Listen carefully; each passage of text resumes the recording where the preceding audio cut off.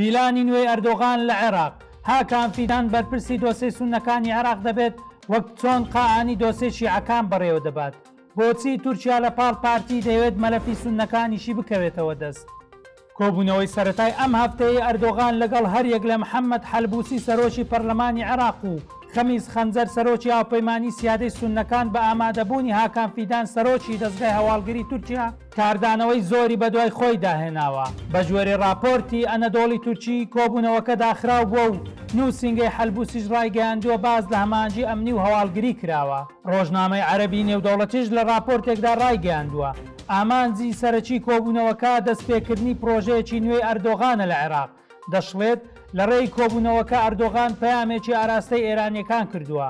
ئەردۆغان دەیەوێت بڵێت ئەگەر ئێران لە ڕێی قەعانی و هێزە نزیکەکانی لە حەشت دەستێوەردان لە کاروباری عێراق دەکات لەمەودووە ئێمەش لە ڕێ هاکان فیدان سەرۆکی دەستگای هەواڵگری تورکیا هەمان کار دەکەین و بە قورسی دەگەڕێنەوە ناو هاوکێشەکانی عێراق.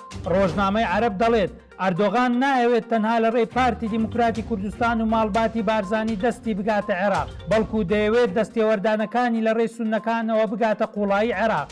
ئەوەشی ڕوون کردوتەوە هاکان فیدان دەستەوە شوێنەرەکەی ئەردۆغانە و بەرپرسی یەکەمی مەلەفاستیارەکانی نێوان هەرێمی کوردستان و تورکیایە. سەرۆکی تورکیا دەیەوێت لە ڕێی پارتی و سونەکان پێگەی فیدان لە عێراق بەهێزتر بکات بەتایبەت کە سونەکان و پارتی لەگەڵ سەدر لە هاوپەیمانیەتێکی بەهێزن و پێکهێنانی حکوومەتی عێراق دەکەوێتە دەستیان.